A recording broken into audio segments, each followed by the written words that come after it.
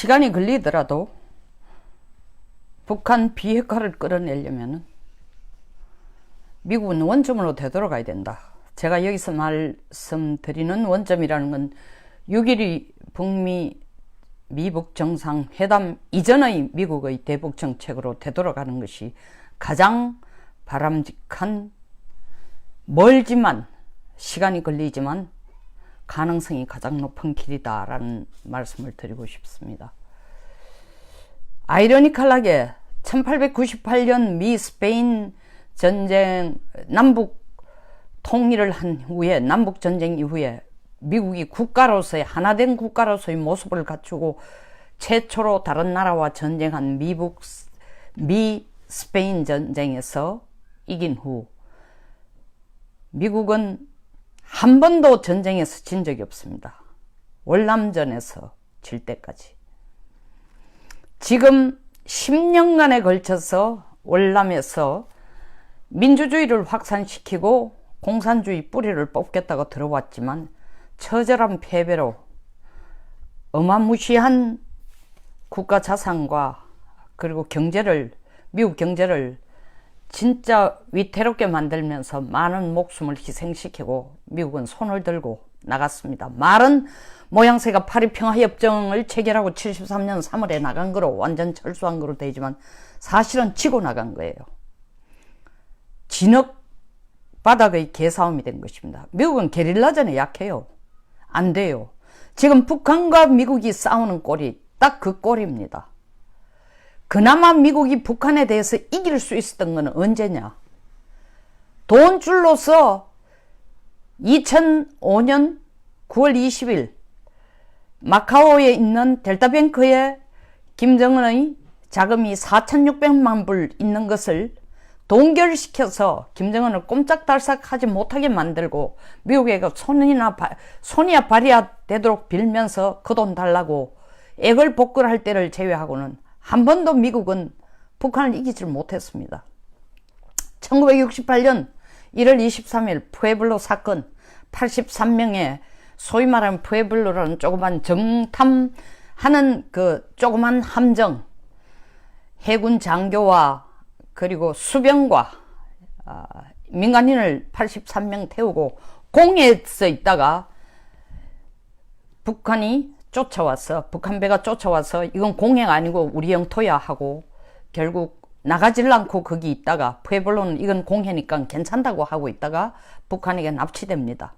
11개월 이상 붙들려 있으면서 28차에 걸친 미국이 굴욕적인 회담을 하고 결국 그 82명 생존한 사람과 한 사람 죽은 시체를 데리고 나가면서 그것이 엄연하게 공해였는데도 북한이 영해라고 인정하지 않으면, 영해 침범했다고 미국이 인정하지 않으면 안 풀어주겠다 하니까 결국 영해라고 인정을 하고 억지죠. 그리고 그 영해는 다시 침범하지 않겠다는 약속을 하고 물러갔습니다. 개챙피를 당한 거죠. 그리고 베트남에서 또 개박살이 난 겁니다. 베트남이나 월남이나, 사실 베트남보다는 월남이나 북한이나 공통정, 게릴라전, 각계전투, 정규전이 아닌 이런 전쟁에서는 미국은 세계에서 가장 큰 군사력을 갖고 있지만 그들이 훈련하는 전쟁 스타일, 그들이 익숙해진 전장은 게릴라전이 아닙니다. 지금 북한이 비핵화 문제를 가지고 미국에게 대드는 것도 게릴라전입니다. 미국이 이기고 있지 않습니다. 불신은 2018년 6월 12일 미북 정상회담의 4개 조항의 성명문에서부터 이미 불씨는 거기에 이런 문제의 불씨가 싹 트고 있었습니다. 내용을 막 구체적으로 그렇게 트럼프가 큰 소리 치던 CVD라는 용어는 들어가 있지 않습니다. 그리고 선후관계도 아주 모호하게 되어 있습니다. 비핵화, 한반도의 완전한 비핵화, 미북 관계를 새롭게 수립한다, 이런 용어만 들어있으니까 이 아주 추상적이고 애매모호한 합의문 때문에 지금 미국과 북한이 끊임없이 네 책임 내 책임, 네가 먼저 하면 내가 한다, 내가 먼저 하면 네가 한다, 해결 안 됩니다. 미국은 북한에게 자기의 체면을 잃지 않기 위해서 사실은 북한이 핵 리스트를 미국에게 낸다 손치더라도 북한이 미국에게 들어와서 사찰하라고 검증하라고 허락할 가능성 거의 없습니다. 과거에도 그런 제스처를 썼지만 미국은 계속 졌습니다. 한번 봅시다.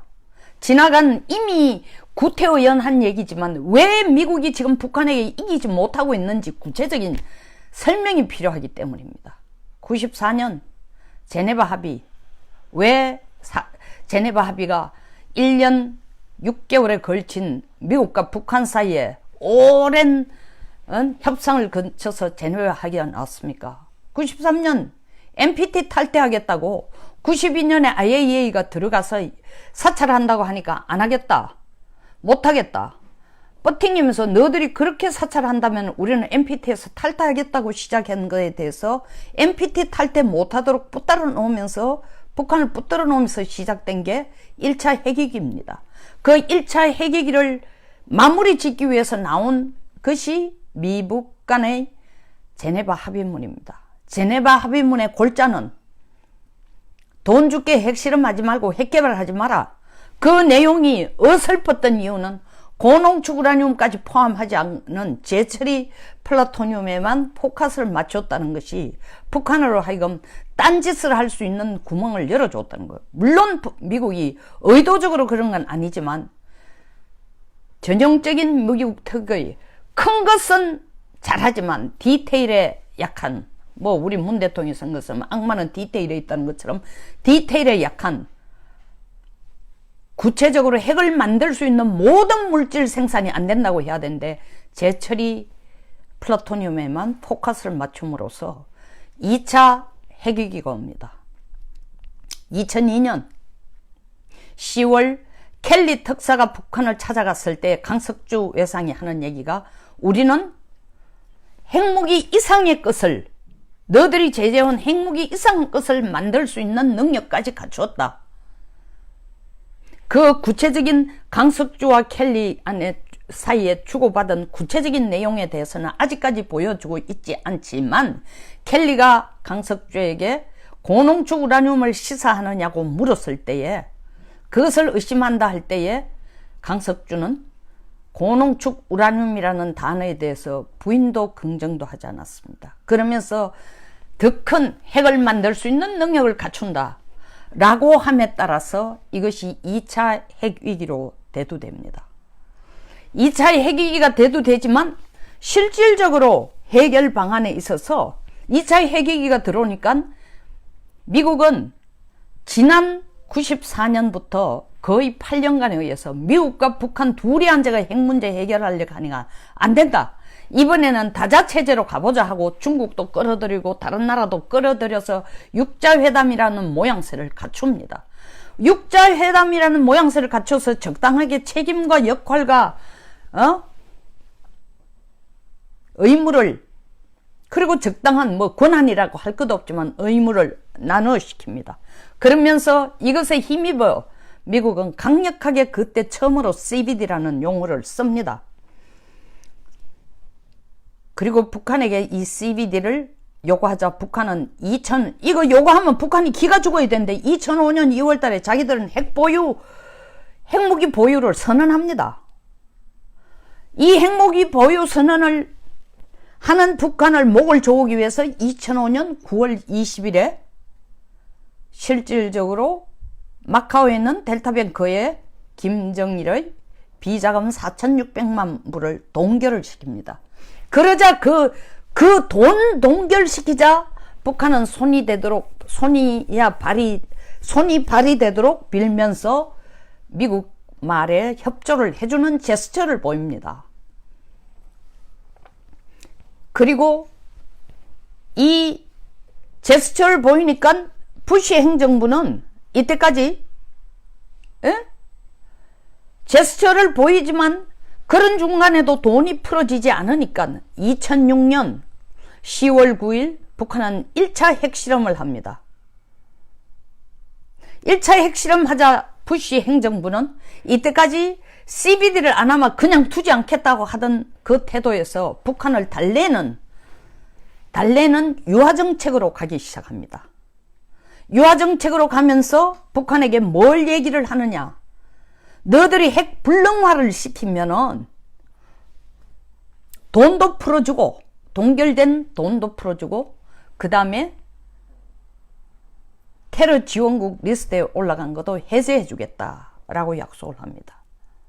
이 말을 듣고 북한은 2008년 6월 핵신고서를 제출합니다. 그리고 10월 핵신고서 제출하고 뒤이어 냉각탑 폭발하는 쇼까지도 합니다. 그리고 뒤이어 북한이 이제 미국과 약속한 걸 제대로 지키고 핵 불능화 단계를 차곡차곡 밟아가는구나 하고 기대하고 믿고, 기대뿐만 아니라 믿고 약속한 대로 테러 지원국에서 해제를 시켜줍니다. 그리고 오바마 정부가 들었으니까 이제는 순풍에 돛단 듯이 제대로 비핵화를 끌어나갈 수 있겠다라고 생각하고 있었지만 그때부터 북한은 더 적극적으로 핵 개발에 가동합니다. 핵 개발에 더 열중합니다. 중지하기는커녕, 핵 개발 중지하기는커녕 2009년 4월 25일, 4월 5일 오바마가 프라하에서 국가들을 17개인가 20개 국가를 모아놓고 핵 없는 세계 선언을 하면서 그날 연설하는 날, 연설하는 날 북한은 장거리 로켓 시험 발사를 합니다. 그리고 한 달 뒤에 5월 25일 2차 핵실험을 합니다.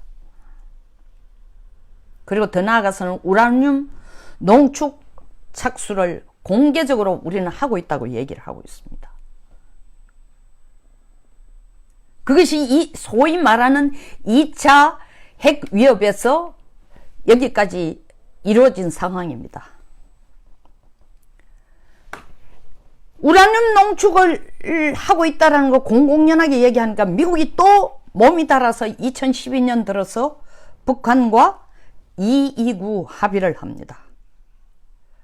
제발 장거리 미사일 시험 발사하지 말고 핵실험을 유예하면은 또 나아가서는 영변의 우라늄 시설, 우라늄 농축을 동결하고 IAEA 사찰단을 수용하면은 너들이 원하는 경제적인 지원과 무역 제재, 유엔 제재를 풀어주겠다 했습니다. 얼마나 아름다운 약속입니까? 2달이 안 돼가지고 그 약속한 지 2달도 안 되는 장거리 미사일 발사를 또 북한은 강행합니다. 때문에 미국으로부터 약속받았던 식량 지원, 그리고 미국하고 약속했던 육자회담 재개도 하지 않고 육자회담은 그 후로 거의 무용지물이 돼버렸습니다. 이런 2차 북한의 핵실험 이후에 전 세계적으로 북한 핵 문제는 북한은 정말 핵을 폐기할 의지가 있는가 없는가, 회의가 미국 내에서도 회의론이 대두되기 시작했습니다. 실질적으로 김정일, 김일성, 김정은 단 한 사람도 핵을 폐기하거나 포기하겠다고 직접 말한 적은 단 한 번도 없습니다. 그런데 지금 와서 트럼프가 북한의 핵 폐기를 자기가 앞장서 보겠다고 했습니다.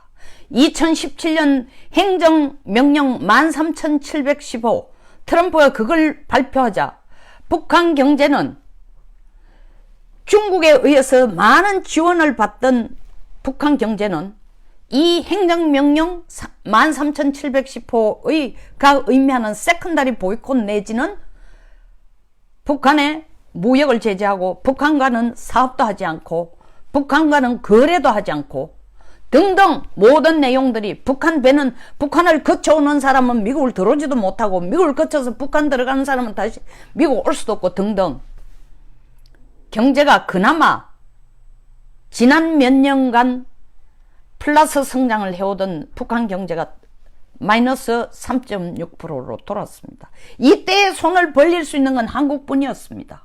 왜냐하면 중국은 2017년만 해도 트럼프와 트럼프가 제안한 유엔 제재에 나름 협조를 하겠다고 이런저런 제스처를 많이 썼습니다. 트럼프의 마음에 들 정도로, 최소한 트럼프의 눈을 속일 정도로. 그러니까 손을 벌릴 때 우리뿐이니까. 사실 이 북한 비핵화의 문제가 북한이 들고 나온 것은 돈줄을 찾기 위해서 우리에게 벌인 완전 사기극입니다.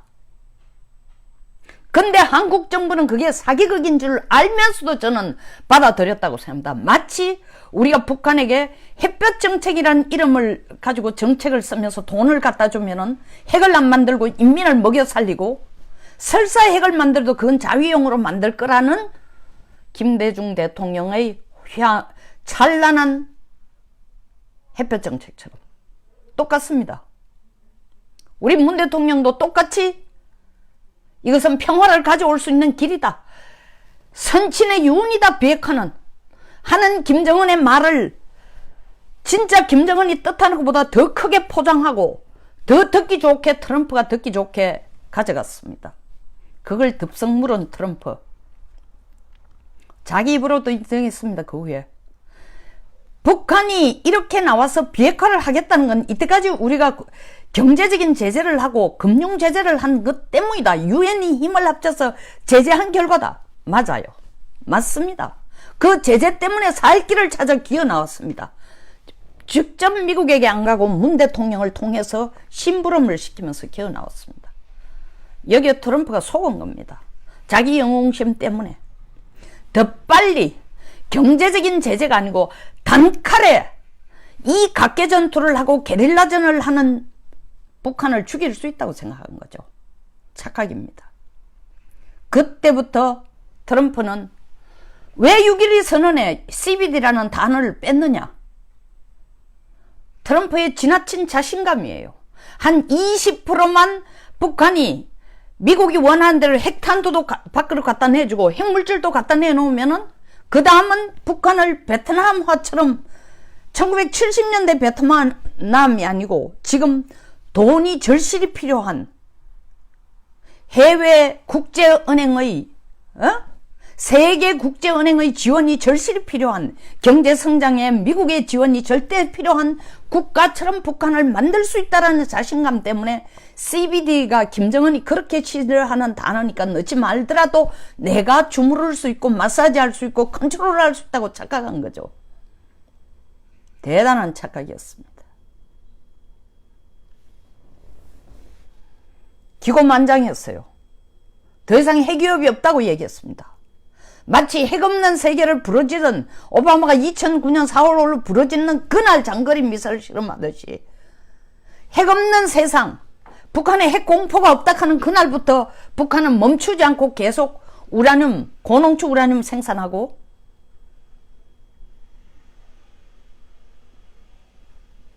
제철 시설을 돌리고 있습니다. 지금 김정은이 우리에게 혹은 트럼프에게 보여준 풍계리, 동창리, 그 조그마한 쇼 하나로 북한이 비핵화한다? 과거에도 비핵화 리스트 냈어요. 지금보다도 더 어쩌면 큰 내용들이 들어갔을지도 모릅니다. 그리고 과거에도 약속을 했습니다. 과거에도 유예를 했습니다. 핵실험. 과거에도 미사일 발사를 유예했습니다. 그러나 2개월 만에 그걸 깼습니다. 과거에도 핵리스트를 냈습니다. 그리고 불과 2개월 후부터 육자회담은 깨졌습니다. 더 가일청 핵개발을 추진해 갔습니다. 이게 김정은의 본심이에요. 이번 구구절에서 경제를 위한 전투를 하자라는 얘기는 우리는 전쟁을 하지 않고 경제에 위해서 모든 걸 투자한다는 얘기는 김정은의 생각이기도 하지만 시 주석이 그렇게 코치를 한 겁니다. 너들은 전쟁에 관심 없고 트럼프에게 적극 협력할 수 있는 자세를 보여주되 경제에 대해서 모든 것을, 경제 성장을 위해서 모든 걸 몰두할 테니까 트럼프 너 약속한 대로 우리 경제 성장할 수 있도록 먼저 돈부터 좀 갖다 주라. 그리고 남한은 너들이 남북 경협한다니까 여기 돈 갖다 주라. 그것을 끌어내기 위한 압력인 동시에 메시지입니다. 그렇게 하라고 요구하는 청구서입니다. 청구서.